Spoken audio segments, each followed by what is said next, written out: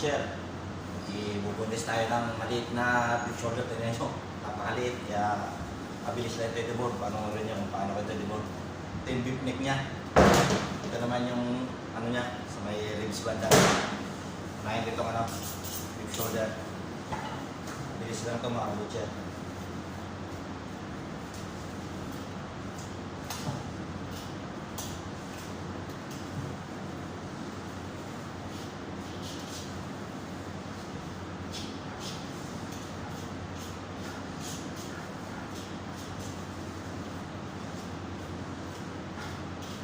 Ganito lang kayo magbunis dito ng ano, mga butcher.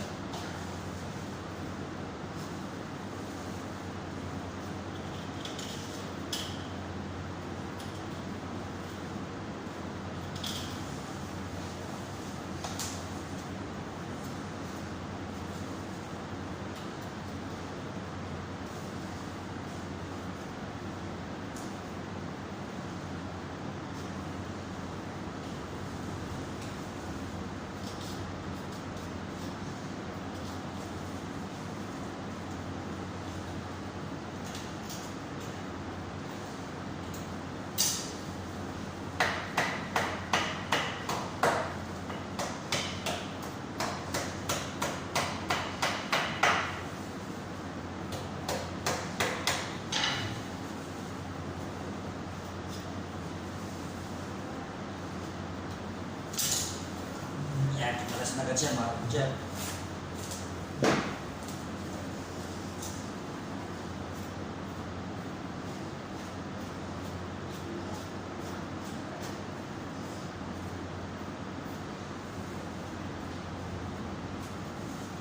Yan ang tatanggalin yan mga butcher. Salit mo natin itong bone marrow niya.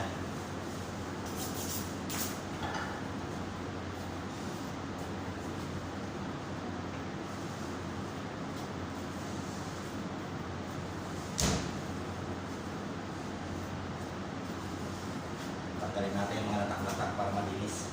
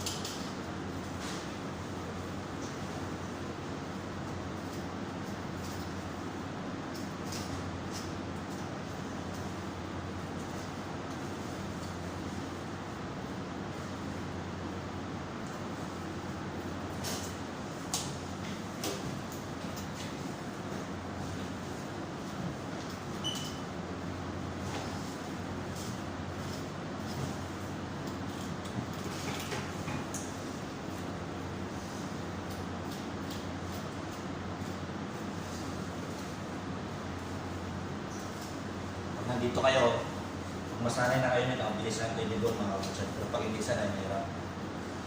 Wala ako, hindi rin ako sanay ito mga kabutcher. Ngayon lang ako mabubunis ito kasi wala yung taga-debone. Tsaka yung pagbunis namin dito, kakaiba.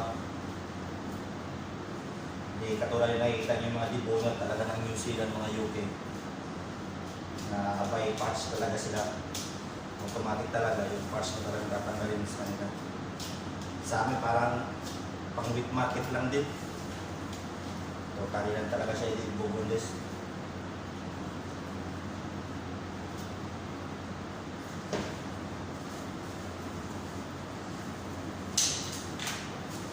Kaya ganun lang talaga dito mga kabutcher. Pero pag ano, okay lang din yan. At least makakaroon kayo ng experience. Yan, talaga nito na bone marrow. Shoulder to kaya hindi medyo maliit yung bone marrow niya. Tsaka maliit na shoulder.